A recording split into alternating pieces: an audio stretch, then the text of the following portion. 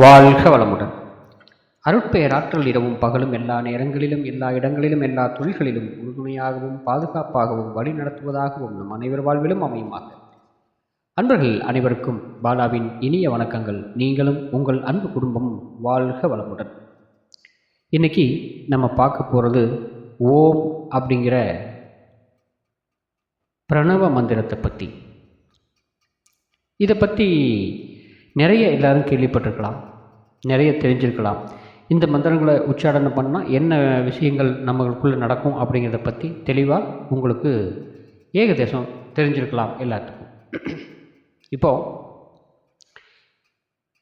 இந்த ஒளியை முறையாக நம்ம பயன்படுத்தும் போது நம்மிடத்தில் ஒரு அதிகப்படியான வைப்ரேஷன்கள் ஏற்படும், உடம்பே ஒரு மாற்றம் ஏற்படும் அப்படின்னு சொல்கிறாங்க. அதை நம்ம பழகிட்டோம் அப்படின்னு சொன்னால் இந்த ஓம்ங்கிற மந்திரத்தை திரும்ப திரும்ப சொல்ல சொல்ல உடல் இருக்கக்கூடிய தீய சக்திகள், அதாவது நெகட்டிவ் எனர்ஜின்னு சொல்லுவாங்க, அது எல்லாமே வெளியேறி பாசிட்டிவ் எனர்ஜி நம்மளுக்கு வந்து சேரும். எதிர்மறை சக்தியே நம்ம உடம்புல இல்லாமல் போயிடும். தேவையில்லாத குழப்பங்கள் இந்த உடலுக்கோ இல்லை உள்ளுறுப்புகளுக்கோ எந்த விதத்திலையும் ஏற்படுத்தாது அது எதிர்மறை சக்திகள். எதிர்மறை சக்திகள் அப்படின்னு சொல்லக்கூடியது தேவையில்லாத வரக்கூடிய அந்த கண் திருஷ்டி, அடுத்தவங்க பேசுகிறது, சாபம் விடுறது, இதெல்லாம் நம்மளுக்குள்ள ஒரு இடத்துக்கு பதிவாகும். உடம்புக்குள்ள அது பரவும் போது திரும்ப திரும்ப அது நம்மளுக்கு ரிப்பீட் ஆகிட்டே இருக்கும்போது உடம்பு நிலைய ஒரு உள்ளுறுப்புகளை ஒரு பகுதியை நம்மளுக்கு பாதிக்கலாம்.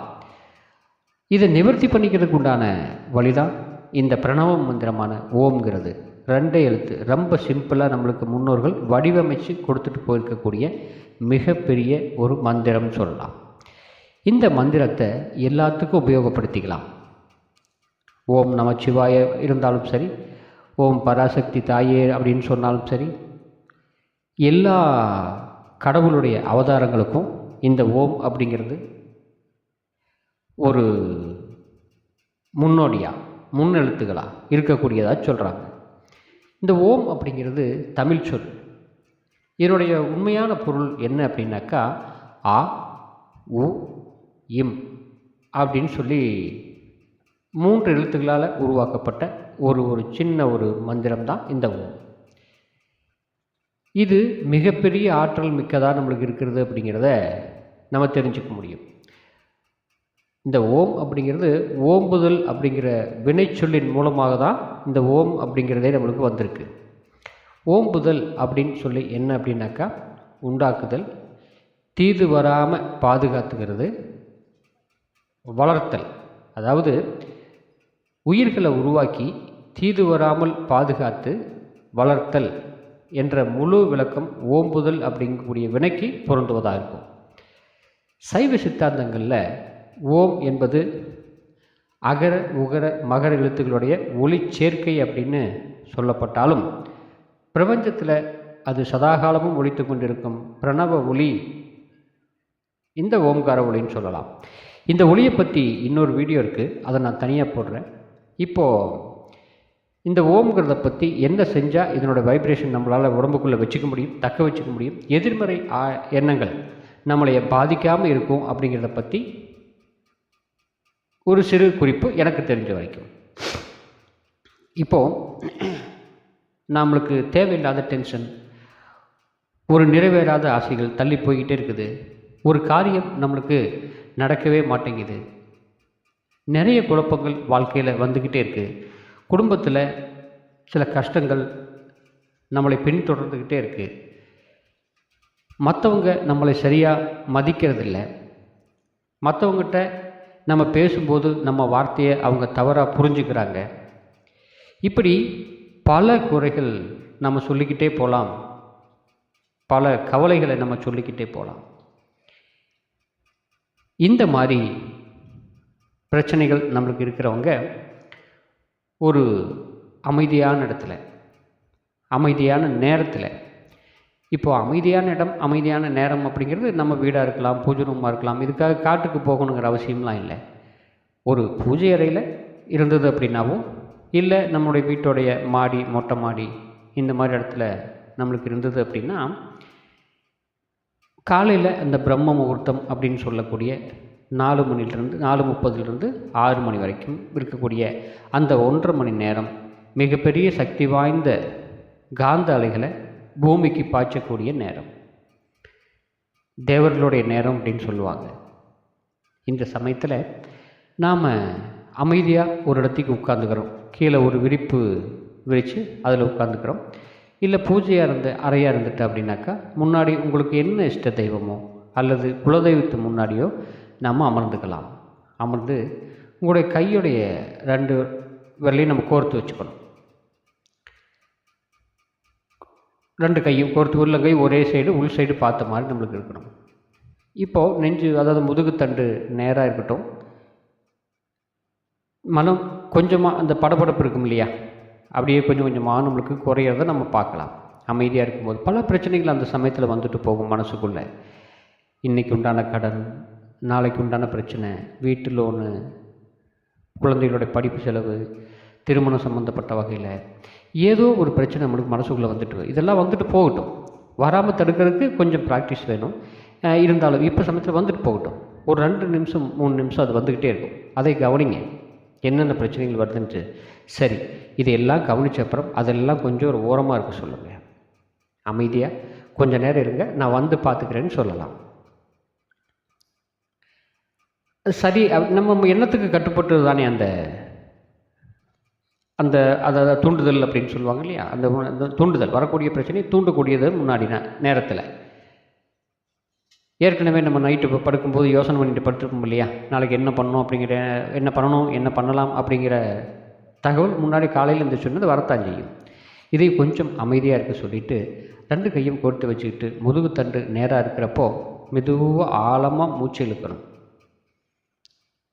நல்ல ஆழமாக மூச்சு இழுங்க. நல்ல நுரையீரல் நல்ல ஃபுல்லாக நம்மளுக்கு விரியும். மூச்சு காற்று உள்ளே போகும்போது நுரையீரல் விரிவடையும். நல்லா விரிஞ்சதுக்கப்புறம் மெதுவாக அப்படி கொஞ்சம் கொஞ்சமாக மெதுவாக விடணும். அப்போது அந்த விடும்போது ஓம்ங்கிற இந்த மந்திரத்தை சொல்லி அப்படி கொஞ்சம் கொஞ்சமாக மெதுவாக விடணும். விடுறது கொஞ்சம் லாங்காக இருக்கணும். இந்த ஓம்ங்கிறது எப்படி இருக்கணும் அப்படின்னாக்கா, இந்த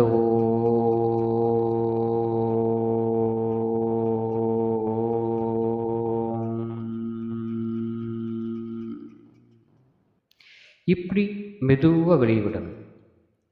இந்த மாதிரி ஒரு 9 முறை அல்லது 21 முறை நம்ம செய்யணும்.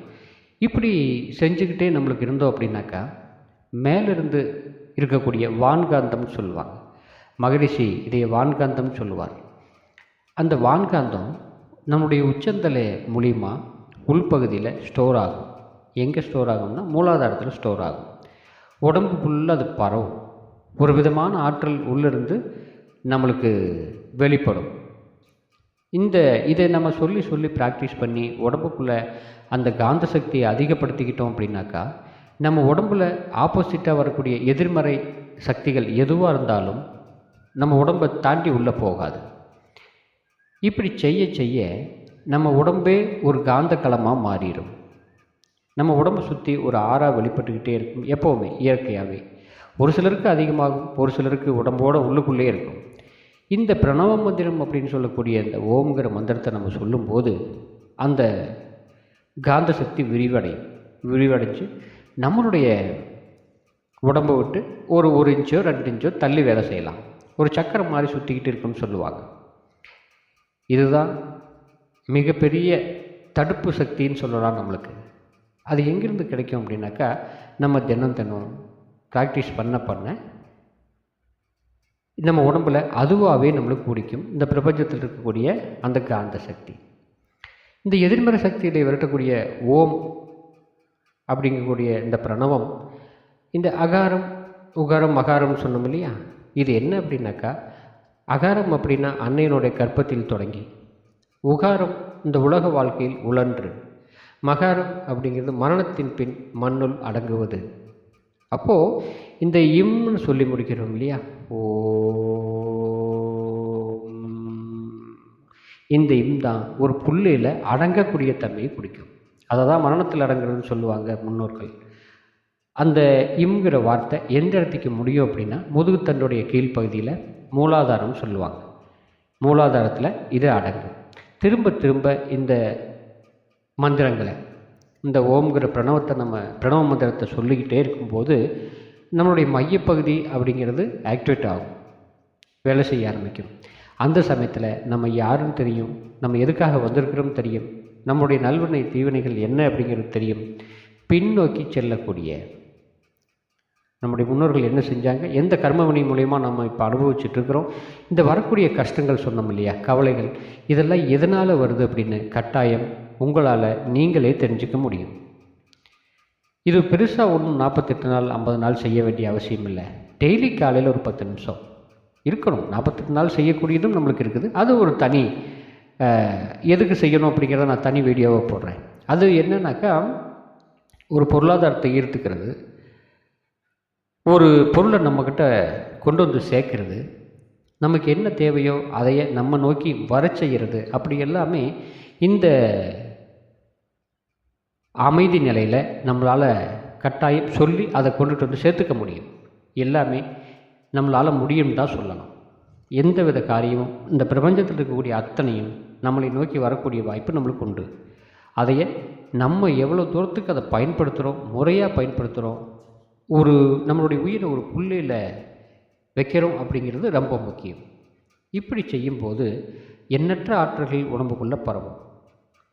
ஏகப்பட்ட விஷயங்கள் நம்மளுக்கு புரியறதுக்கு ஆரம்பிக்கும். புரியும் போது தான் ஒவ்வொன்றா எதுக்கு நடக்குது, ஏன் நம்மளை அடுத்தவங்க திட்டுறாங்க, எதுக்கு கேவலமாக பார்க்குறாங்க, எதனால், அதை தீர்க்கறதுக்கு உண்டான வழி உங்களுக்கே தெரியும். இன்னும் இதில் ஸ்ரீசக்கர வழிபாடுன்னு சொல்லி ஒன்று இருக்குது. மிக சக்தி வாய்ந்த வழிபாடு அது.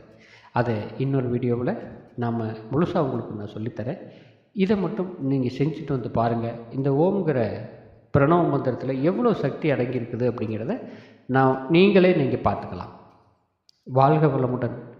மீண்டும் அடுத்த பதிவில் பாலா.